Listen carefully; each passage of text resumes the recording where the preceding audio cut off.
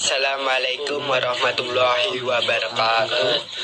Perkenalkan, nama saya Muhammad Reza Wabianto dan ini Raffi pertama Rizky. Kita akan nge-podcast dengan tema kelainan reproduksi pada pria. Oke, mari kita mulai. Pertama, apa saja kelainan reproduksi pada pria?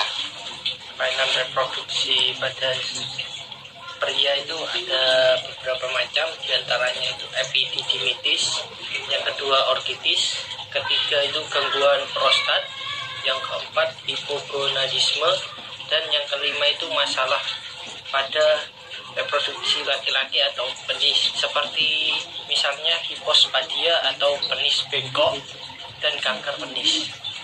Oke, pertanyaan kedua, apa penyebab kelainan orkitis? Seperti yang kita tahu, orkitis itu merupakan salah satu penyakit yang sering menyerang sistem reproduksi pria. Orkitis disebabkan oleh infeksi bakteri atau virus yang menyerang salah satu testis maupun keduanya sekaligus. Orkitis hampir sama seperti epididymitis, bisa menyebabkan buah zakar bengkak dan nyeri. Bila tidak ditangani dengan baik, penyakit ini bisa menyebabkan kemandulan dan penurunan produksi hormon. Oke, apa nama virus yang menyebabkan orkitis? Virus yang menyebabkan orkitis itu diantaranya ada Paramyxoviruses. Oke, pernyataan nomor 3. Apakah HIV termasuk kelainan reproduksi pria? HIV virus, tergolong virus. Jadi kelainan itu juga disebut penyakit karena kelainan itu disebabkan oleh beberapa penyakit atau virus. Jadi HIV itu termasuk penyakit, ya termasuk kelainan juga.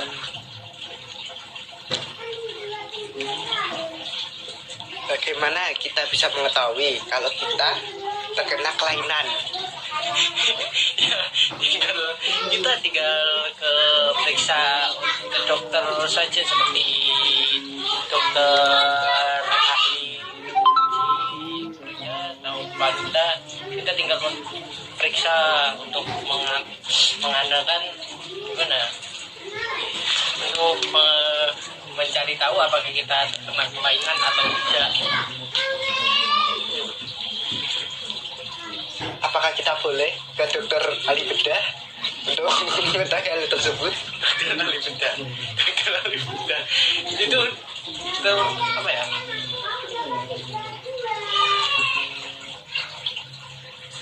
Itu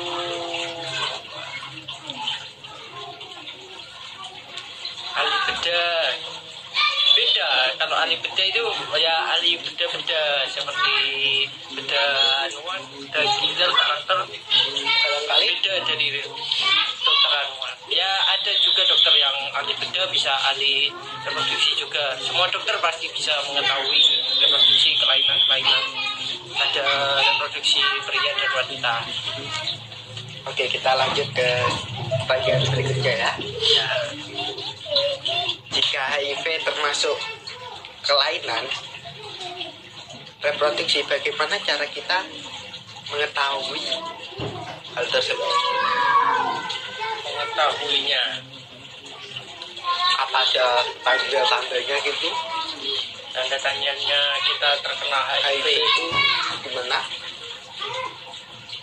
tanda tanyanya itu tubuh menjadi lemah, kekebalan disfungsi ereksi. Kita tidak dapat ereksi, reproduksi kita tidak dapat ereksi, karena HIV itu bisa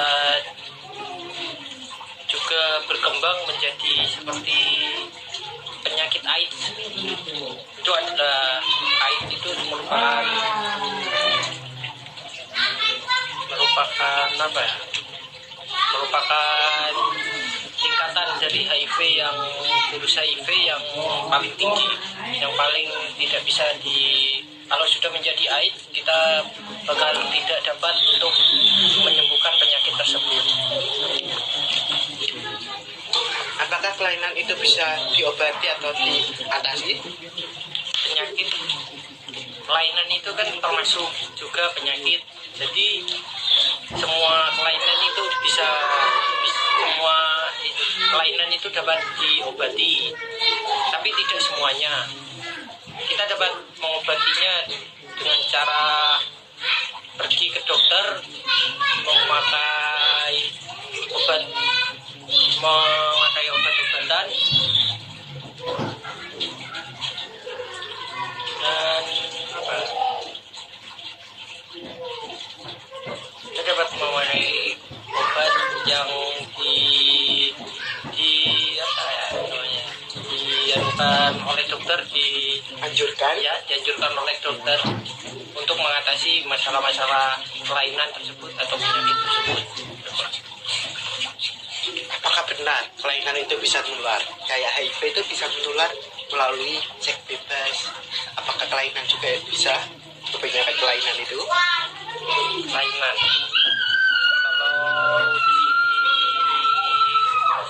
Kelainan itu bisa menular seperti disfungsi ereksi, itu bisa menular dari hubungan seks antara laki-laki dan perempuan. Ya, perempuannya terkena penyakit juga.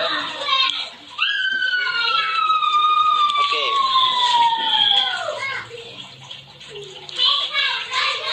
Apakah kelainan dan penyakit itu berbeda? Penyakit seperti yang kita ketahui tadi kita bahas, kelainan dan penyakit itu sama.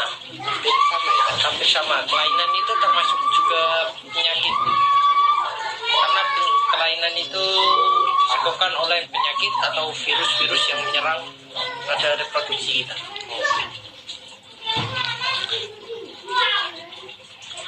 Apakah kemandulan itu kelainan? Kemandulan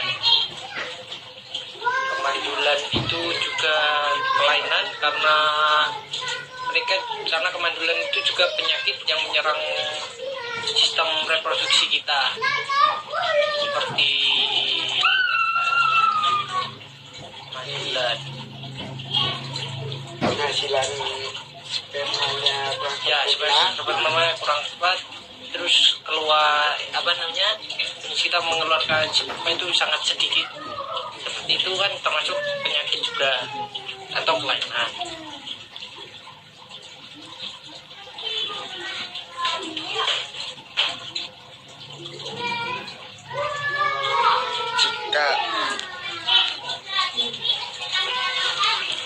Jika kelainan, apa penyebab kelainan tersebut?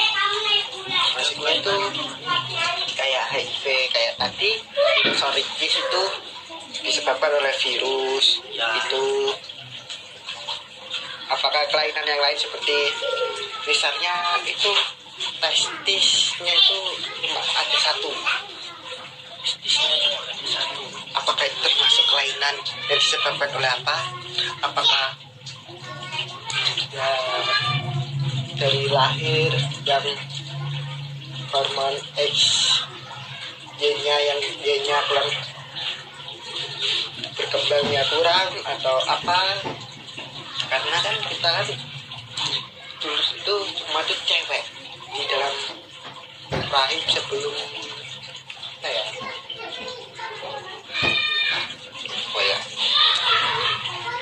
dalam pembuahan. Kalau kita cowok itu ada X sama Y, kalau cewek X sama X.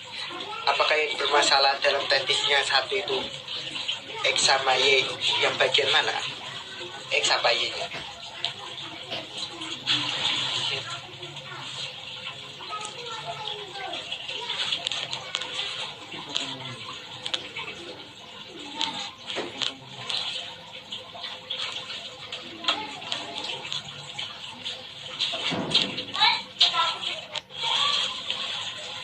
Hormon Y yang bermasalah dalam pertumbuhan selnya.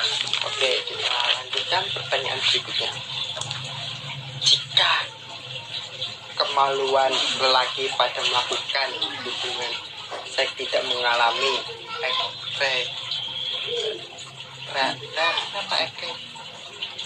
ereksi itu hal yang normal? Itu termasuk hal kita berhubungan, tidak alat reproduksi kita tidak bereaksi atau ekspresi, itu termasuk apa ya namanya, termasuk kelainan atau juga penyakit, karena diantaranya itu termasuk terkena faktor penyakit seperti ada penyakit tekanan darah tinggi, penyakit jantung, ada juga dari obat-obatan.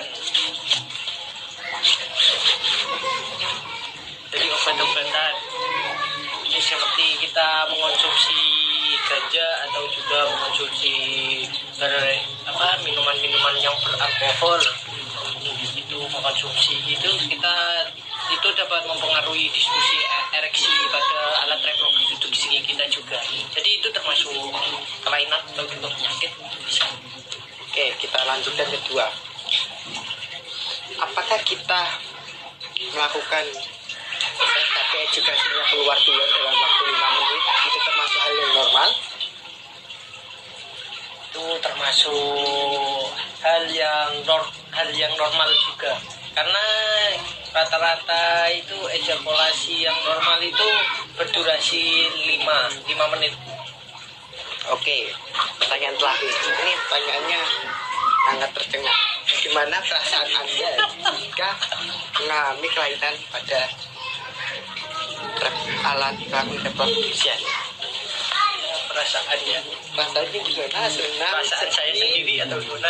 perasaan sendiri, senang atau sedih atau gembira bisa melakukannya berulang-ulang kalau pulang. Ya seperti yang itu sering laki-laki bilang, kalau ya kelainan reproduksi itu sangat perasaannya ya sedih juga, ya sedih, dikatakan sedih karena tidak bisa membahagiakan itu, tidak bisa menghasilkan keturunan, tidak bisa membahagiakan seorang istri atau perempuannya. Jadi ya perasaan sedih juga ada, tapi perasaan sedih itu bisa diatasi dengan berbagai tanya-tanya ke dokter melalui pengujian lab, terus namanya apa ya, atau bisa juga dengan perawatan medis, obat-obatan, tapi jangan terlalu minum obat-obatannya terlalu banyak karena juga bisa meningkatkan kelainannya, penyakitnya juga. Oke, terima kasih telah menjadi narasumber saya. Kita akhiri podcast ini. Assalamualaikum warahmatullahi wabarakatuh.